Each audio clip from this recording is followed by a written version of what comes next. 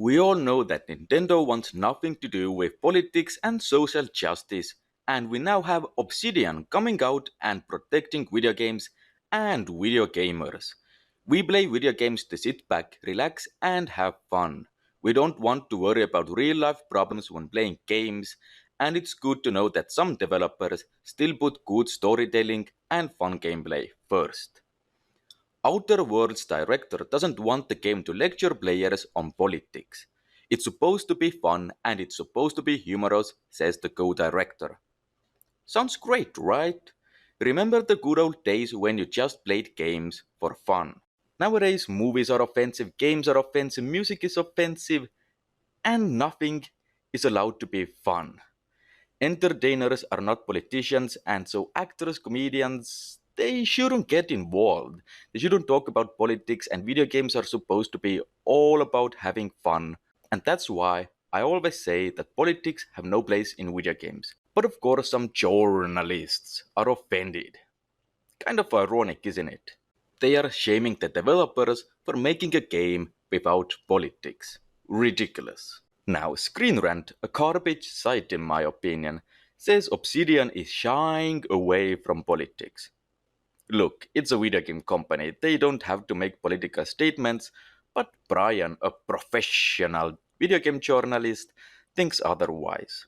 With promises not to lecture players or put people with disagreeable ideas in an unflattering light, seems to define anything political as both dull and one-sided.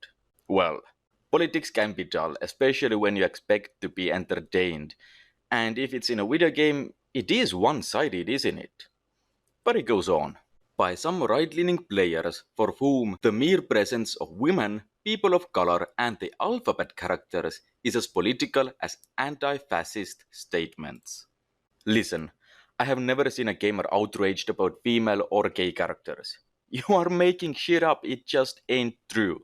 Nobody considers female, gay, or colored characters political. It's how they act that makes them political.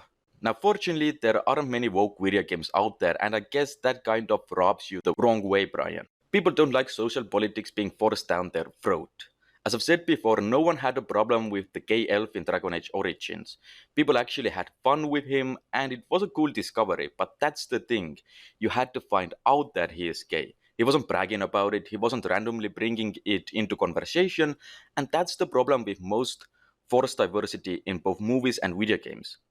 They write characters whose only trait is being gay or a woman. Look, you need to write a good character. What color they are or who they sleep with is irrelevant.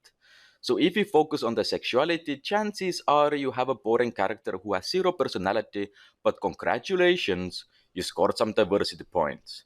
You, my friend Brian, would be a shit writer.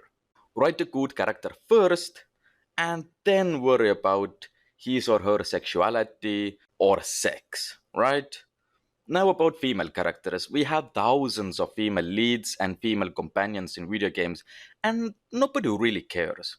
Come on, one of the biggest icons in video gaming is Lara Croft from the Tomb Raider franchise.